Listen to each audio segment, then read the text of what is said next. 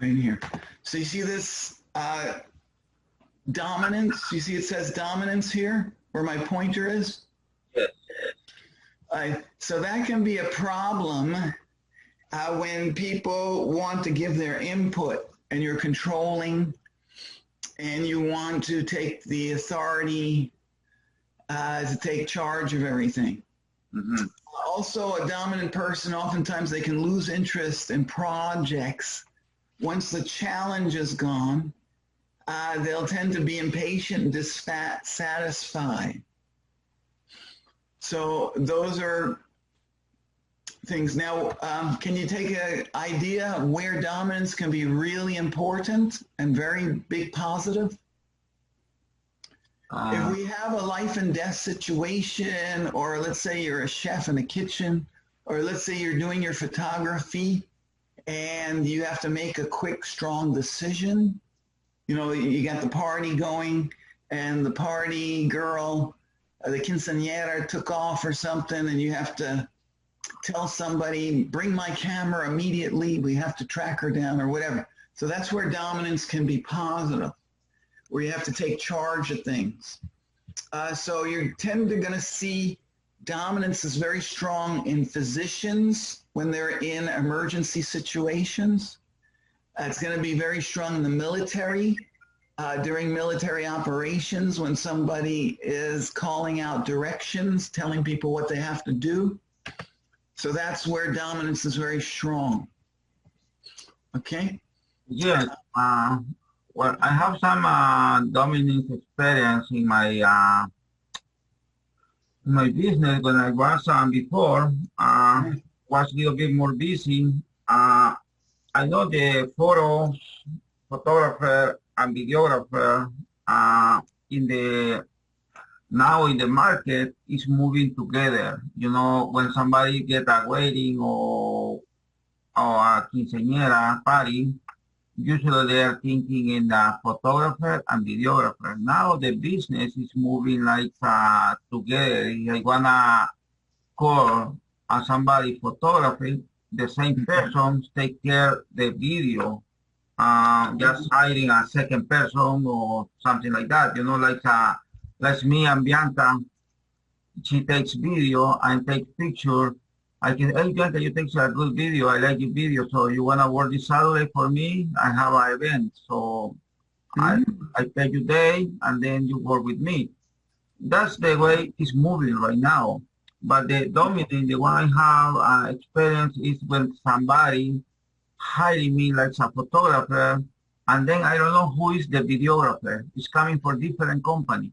And then the situation is going like stressful because the guy doesn't know me, and then sometimes doesn't gonna respect. He say, you do your you do your job, I do my job, but in the beginning it looks like one person doesn't gonna give the chance to another person to take the job, doesn't care, you know, and then doesn't respect. I live a situation like that. So when you find a person like that, when you are knocking heads with a person like that, the idea is to kind of get what the strategy is, but kind of make it look like it was their idea. So something like, oh, I see you want this, this, and that. Wonderful. Would you, this is kind of how I do it. What would you suggest here? And then the person's going to, since you're not fighting them or twisting or what happened, they're going to kind of, well, how about you do this end over here, do this, this, that. And which is what you're planning on doing. But rather than forcing or pushing it, you get that person to believe it's their idea to do it.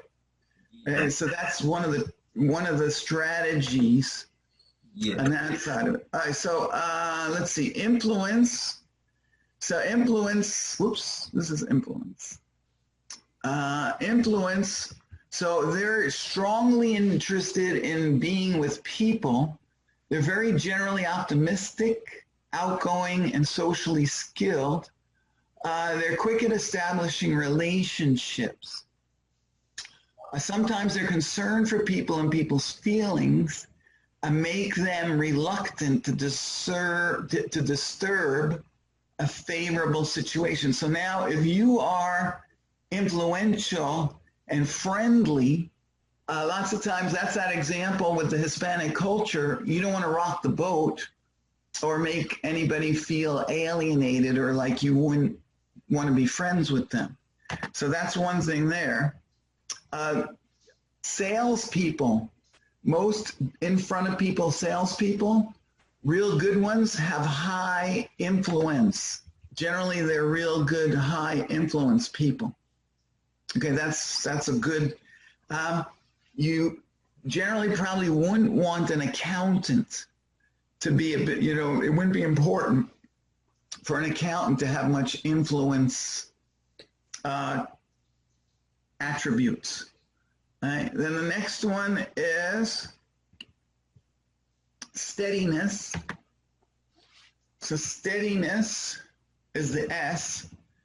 Usually patient, calm, controlled, have a high willingness to help others, particularly those they consider as friends.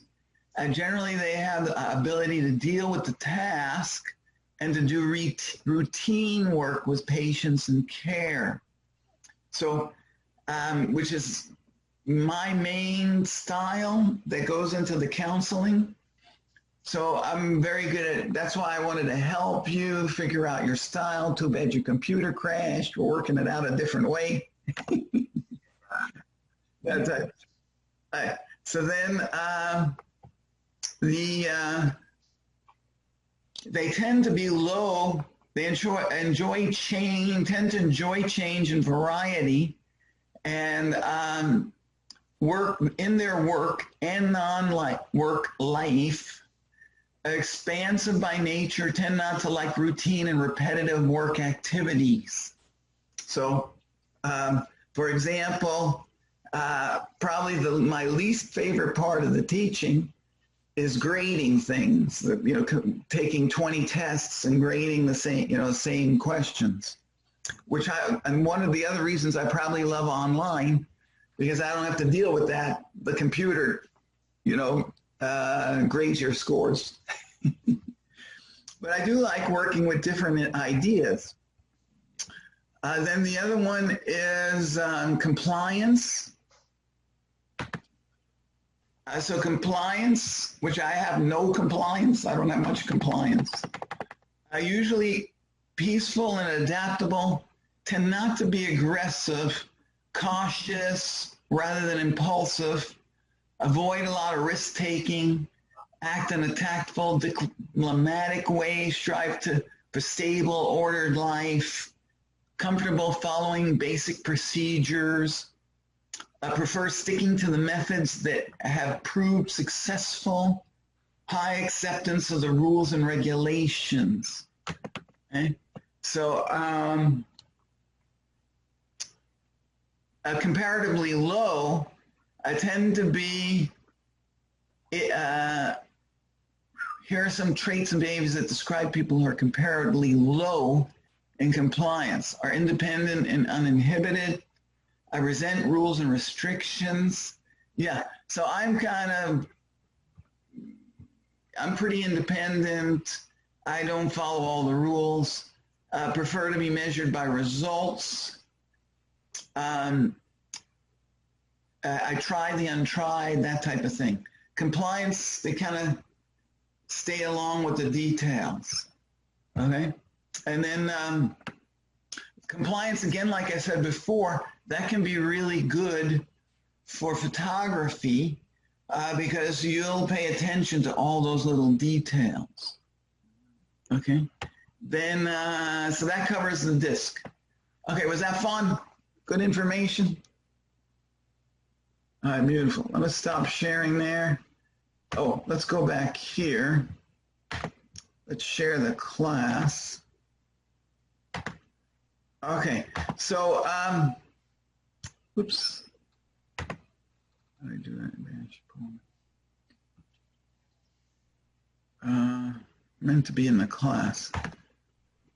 I got kicked out of the class somehow. Okay, you see the class now? Yes.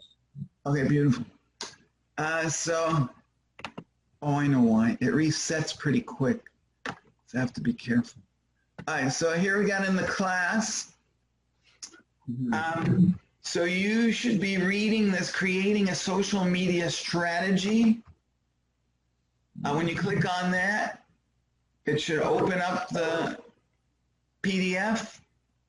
Let me just go do a little summary for you since English is your second language here. But so this talks about the idea that 43% of Americans over the age 65 are regular users of social media. So even your grandma, ¿cómo se dice? Abuelita. What's that? Abuelita. Abuelita. Abuela. Abuela. Even your abuela is paying attention to social media. I actually taught my dad how to use social media with voice commands because he couldn't hit the screen too well. And if you are not doing this, you can guarantee your rivals will be. So strong social media presence is going to be very important. Okay? So they talk about some ideas of how to do that. They indicate here millennials created a pre-launch brand awareness of 37% or 50,000 new sale leads when they did a program for the Ford Motor Company.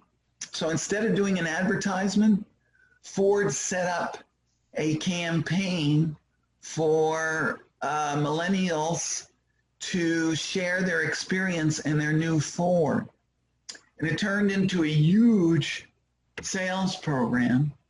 And they got a whole bunch of leads, 35,000 test drives, and it led to 23,000 sales.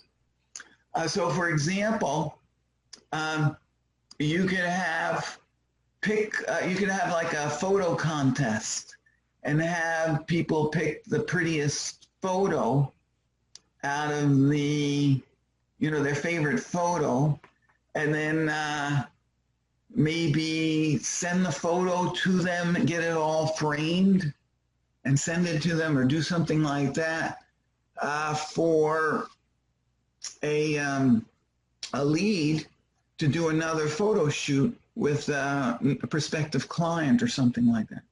So it's something creative, something different that could create a big excitement.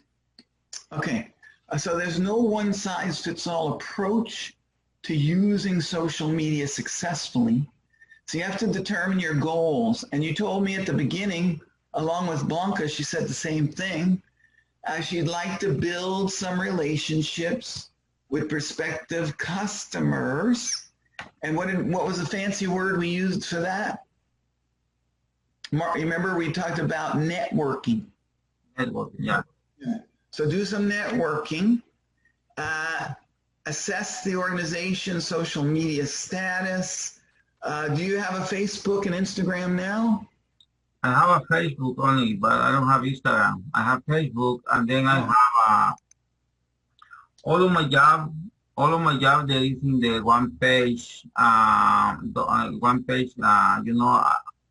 don't know if you hear something about Zenfolio. Zenfolio is a page for photographers. Yeah, it shows right here that generally Pinterest, Instagram, since they're picture-based, Pinterest or Instagram might be more promising if you're in some kind of lifestyle industry, which was what you're doing. Photography's a lifestyle industry. And it has a lot to do with pictures, so Pinterest and Instagram, but we'll look at that. Mm-hmm. So they just explain the importance. So you want to plan your content. Content is king. Without great content, you're not going to hold your audience's interest. And many social media sites you join or posts you publish, your content needs to reflect your overall voice and market. So you want to make sure your content would be answering to prospective people that would need a photographer. You want to have really your finest pictures and your finest events and that type of thing. So, and then there are multiple theories about what works best. It's still not 100% science. So you might have to innovate, take some other risks. And we'll talk about trusting your instincts and experimenting with different types of content. Once you find the right content, you also want to be very persistent at getting the information and content out there. Okay? Decide when to post. If you're posting 15 times a day and lose followers, you might want to dial back. But if you're only posting once a day and you're not gaining followers, you might want to post more often. So you want to be somewhat persistent and watch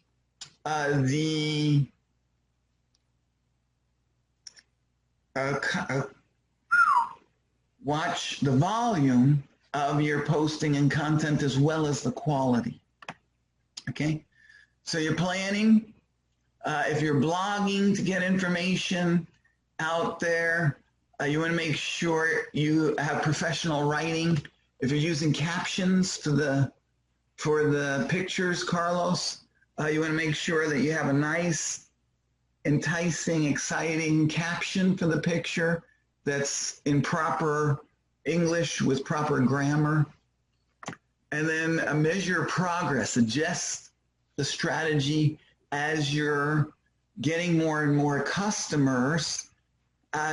Get feedback. So you want to get some feedback from the people, know what they're interested in, see what they're excited about. Okay?